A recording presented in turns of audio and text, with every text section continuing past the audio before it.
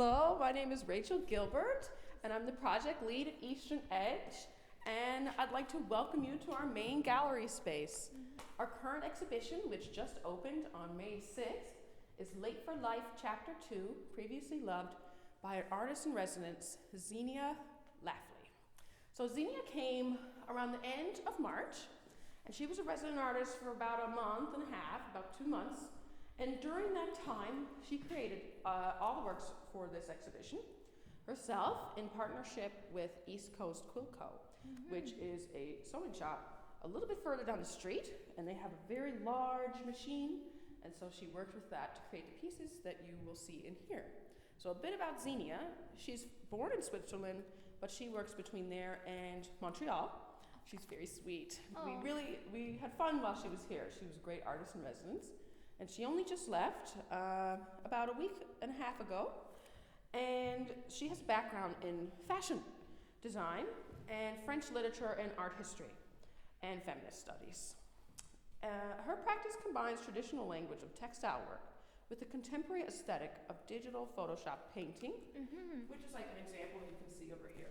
So here she took, for these works, it's really cool. She painted them and based off of images that she took, and had them printed on aluminum. And then you can see, like, she accents it with nail polish and other paint. And you can see it here, too. It's really interesting. And as far as what may seem to be cow print in this space, it's actually the belly of her dog. So she made covers for this, the bench, there's a plant that she made covers for, there's another plant, and we have the back wall with the same print as well. So, in this exhibition in particular, it's the first chapter of a new body of work that she's starting, and she's looking at, being a late bloomer, a little bit late for life, accepting your sexuality a little bit later, and how that forms who she is today and going forward in her practice and in her general life. And what's really interesting about these is when you see it on a picture, I mean, it's kind of hard to tell, but when you get up really close to it, it's all 3D. So for these images and the other 4 in the room, she, working at the Quilt Co., would sew the image, and then as she went along, she would stitch and stuff it. So every piece has all these ridges, and then she would accent it, like there's different furry textures here. So for these images with these fun shapes, she said that she went to the dollar store and picked out stickers and covered herself with stickers and took images, and that was inspiration for these works. So these are all based off of fun stickers from the dollar store. Oh, interesting. And some of them have different embellishments, like she's added some jewelry to some of them as well. So there's a couple where you can see there's jewelries. And like on the scorpion over here, the scorpion has a few embellishments as well. There's a couple piercings on it. And it started with the feeling, this whole show started with the feeling of her being late, again, like I mentioned. And through the lens of failure as conceptualized by Halberstam, she explores 3 ideas: laziness, lust, and old age. Well, this is an image of her grandmother. Yes, this is her nan, I think, that she used for inspiration. So it's very interesting. And like, no matter where you stand in the gallery, like each piece, like, is just so unique in that the texture and it, like, you can get lost in it even from a distance. But it's really fun to get up close to these and check them out. Yeah, so much details. Yeah, it's really nice and even hidden like around.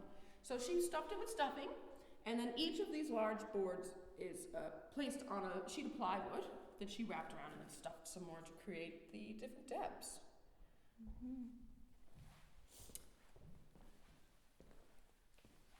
We have these, like that piece there is called "Will I Look Like My Nan? Can I Name My Wrinkles?" It's very interesting.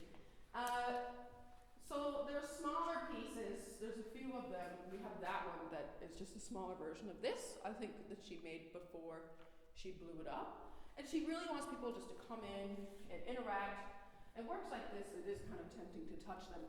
But she explained that part of the reason, like, she is interested in the difference between, like, fine art and craft and, the concepts behind that and how you weren't supposed to touch things. So she's created this kind of limbo space where it's displayed like a fine art painting typically would be, but it's still a textile, and that it looks so like tangible. So she's playing with like, look, don't touch, but you want to touch. So it's very fun.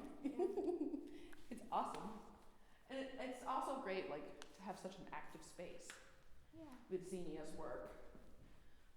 And on some of the aluminum ones, she added extra decals as well.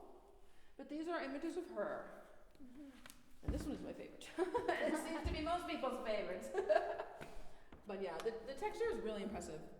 And considering that, she had about a month to create all these larger works, it's absolutely fantastic. But as an artist in residence, she was in the studio almost every day. And towards the end of her residency, just after this exhibition opened on the 6th, she had a workshop. And in the workshop, participants did a similar type of creation style, such as this.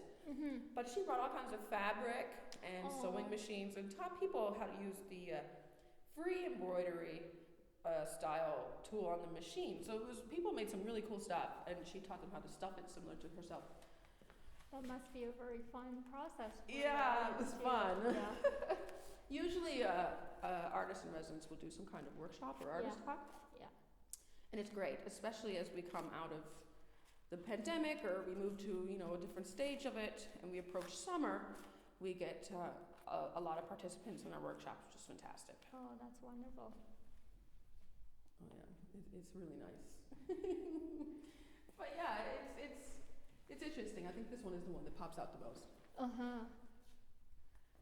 Yeah. What are your thoughts?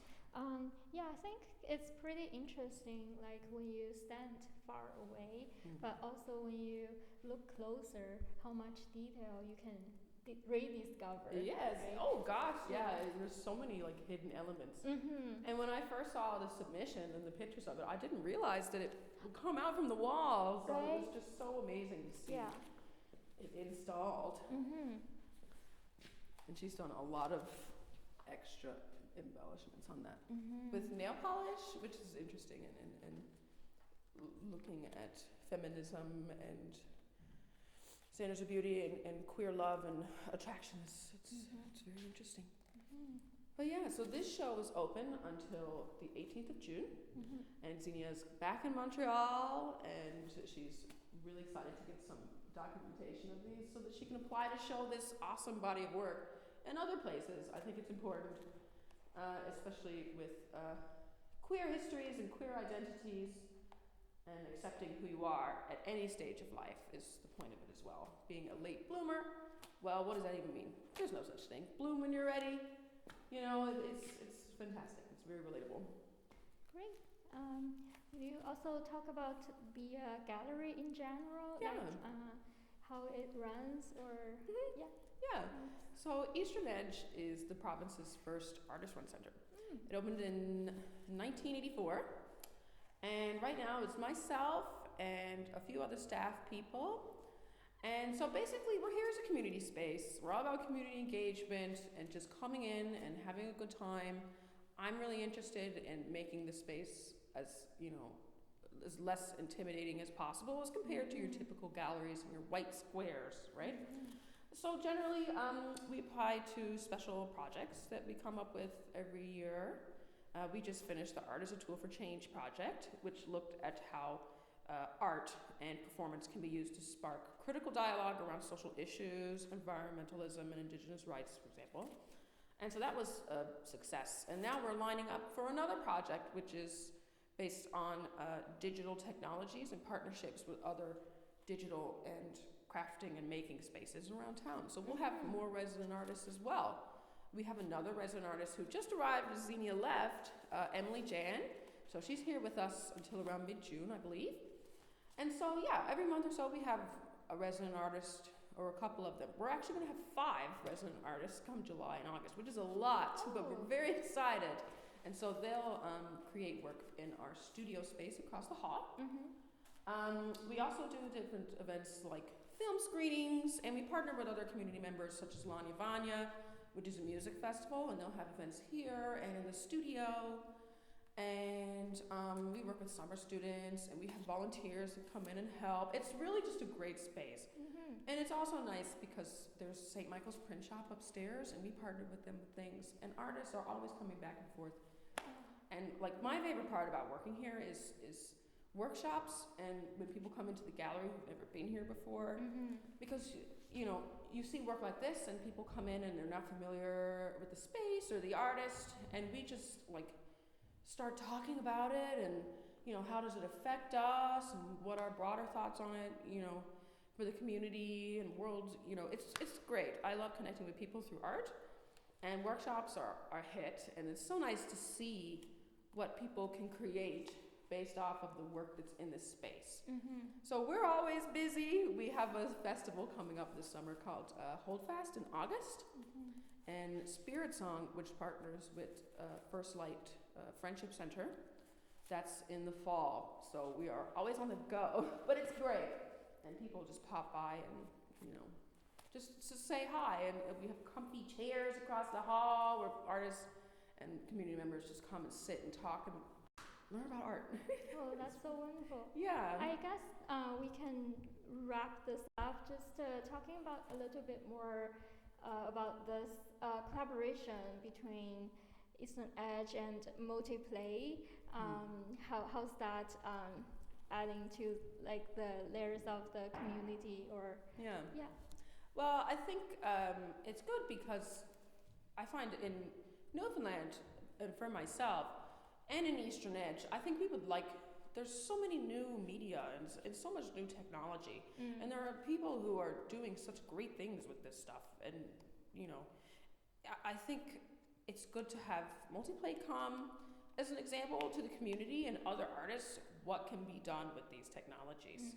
And so it's nice. Like, we program artists who work in different media, but you know, I mean, we're still a gallery space with walls, and our studio space, you know, we have equipment and sound equipment, but it's